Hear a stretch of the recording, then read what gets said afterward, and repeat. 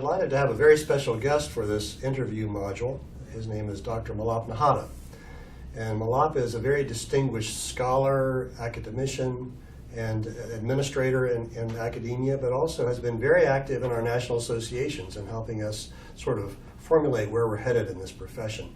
So as we think about the future of pharmacy in this module, he's a perfect person to help us kind of take a look at what he sees and what he knows and where we seem to be heading. So Milap, thank you for being with us. It's a pleasure. And as I've just described, you've been very active in helping to shape this profession we're in through your work in associations and in academia. I'm just wondering, where do you see us heading in the future?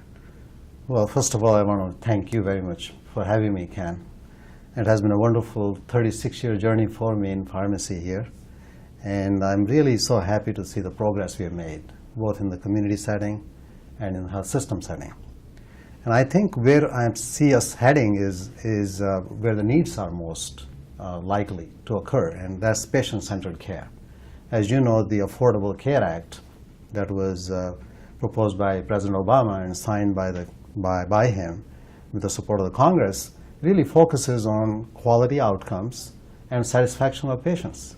And so in pharmacy, we have to work as a team to deliver that, the promise that we have made to our taxpayers.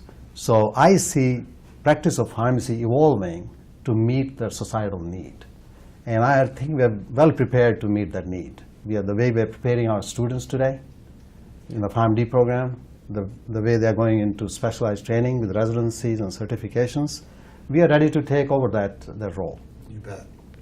So we're finishing up our course, and we've learned about many of the things you've just said, the changes in education, the changes in practice. Sounds like you're kind of confirming what we've been talking about in terms of patient-centered care, meeting the needs of patients. So let me ask you this one, Milap. So, I mean, if we kind of think more specifically, sure. 25 years from now, what do you think pharmacists will be doing? As you know, Ken, that the needs today, the payment system, let's just take a moment here. The way the hospitals are going to be paid now would depend on how well you take care of patients. And nobody can take care of a patient with so many needs as a single discipline. So you have to work as a team. So pharmacists have to be part of that team, and so we have to make sure that we are there to help patients manage their medications. As you know, we are all getting older. As we get older, we have more chronic diseases. As we have more chronic diseases, we use more drugs. And drugs can interact with one another. Drugs can interact with food. And I take only one pill every day for my blood pressure. And even then I forget that sometime. And think about a person who is 80-year-old, is taking 10 or 12 or 15 medications, then they're taking health supplements, which most physicians or pharmacists don't even know about, and the food they eat, all of these things can interact with one another. And how do you remember taking 10 pills a day? So our job will be to simplify and to make sense for that patient, to help that individual manage their medications in the most effective way. It's beautiful, Milap.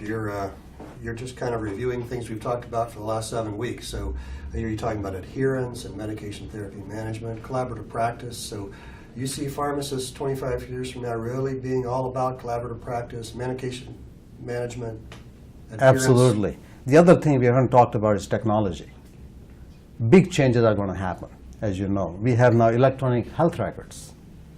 And when we started in our old time, 40 years ago, everything was written by hand.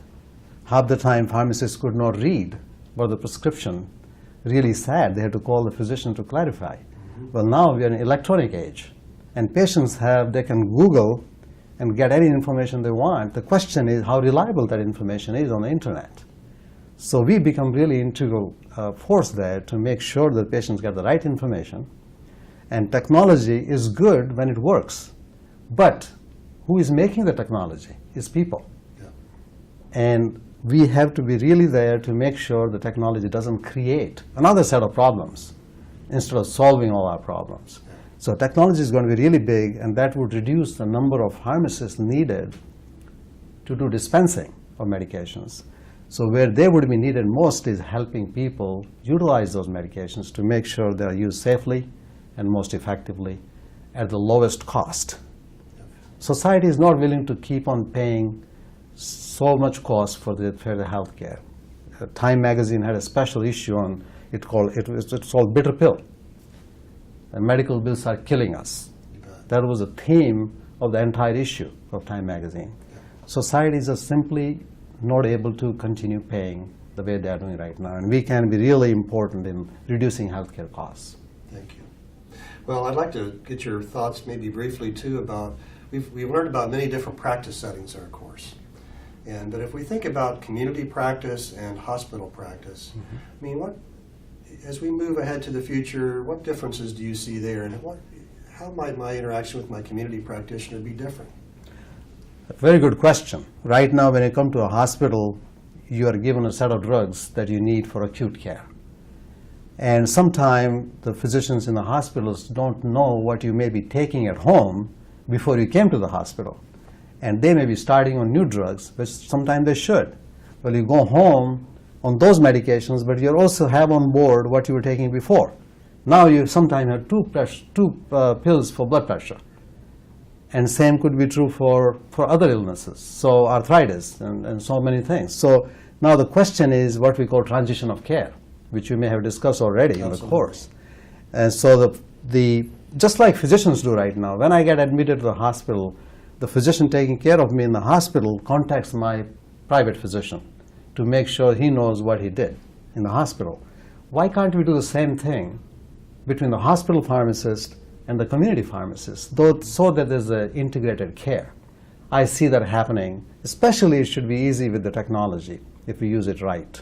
Of course, there are privacy issues we have to be really careful about, but that's where it has to go. You bet. So, Dr. Nahata talks to us about transitions of care. I want you to think back to the interview we had with Joe Dula and Larry Sheburn and just how that's starting to happen. And that's a very insightful look at what may be happening more in the future, the integration of these two practices. Different sort of question for you, Milap. So, how might we use medications differently as we move through the 21st century? We have a certain sort of a culture right now of how we're using those. How do you see that changing? Well, as I said earlier, that getting older means more medications, so that may be hard to avoid. Only thing is that we are learning more and more about the importance of behavior change. And there was an article in Health Affairs that said that most of us think about genetics being the main problem. Well, we are born the way we are born, nothing I can do about that. So genetics is hard to change. However, behavior is actually more important in overall determining my health than genetics is. So question is how to stop smoking, how to make sure I exercise every day, eat right. Those things are going to be highly important rather than putting me on a pill for every symptom I have. So I hope the behavior is going to be highlighted more in the coming years. And there may not be any way of avoiding all medications, but I hope we can personalize these medications, what we call genomics. Yes. Where you can take a blood sample or even a saliva sample from me and see what my DNA looks like and what my makeup is, so that you can give me specific pill for blood pressure rather than one of the 100 pills that are out there. So good. Everything doesn't work same way in everybody. So I hope there will be more personalized medicine in the 25 years from now. But personalized medicine and behavioral change. Yes, those two are really important. Huge. Well, finally, we have a lot of people who are maybe interested in this profession in one way or another in the future watching this video. What advice do you have for us if we're going to prepare ourselves to do these things you've just said? And I look back 40 years when I was a student. And really at that time the focus of education was more knowledge and even more knowledge. And I think I know a little bit better now, 40 years from that time, that knowledge only takes you so far. It is how you work with people. It's the relationships. It's the leadership that all of us must know about, how to effectively work with people.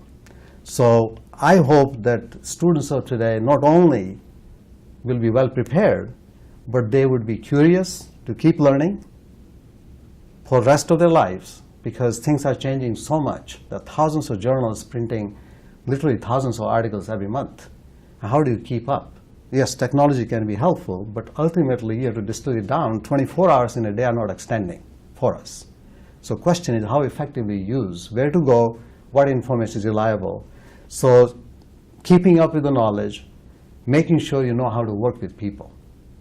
Those are really important, how you build your relationship. As you know, Ken, we started here, there was no clinical pharmacy at Children's Hospital. And it's the trust and the relationship that helped us to where we are today. When I was there first time, there was no clinical pharmacist on the floor. Now there are 12 specialists taking care of 300 patients. And that didn't happen just because we knew more. It's because how effectively we work with people. So I hope tomorrow's students are going to be much better prepared, not just as a person who knows a lot about drugs, but also knows about how to effectively work with people and develop those relationships and feeling of trust. Wonderful. So Dr. Nahata, you've had a very distinguished career in pediatric research and education and patient care. It's been a great honor to have you here, so thank you for being with us today. Well, thank you so much for having me, and I feel really grateful for all the opportunities that I've had, and all the best to the students taking this course and to you. Thank you so much.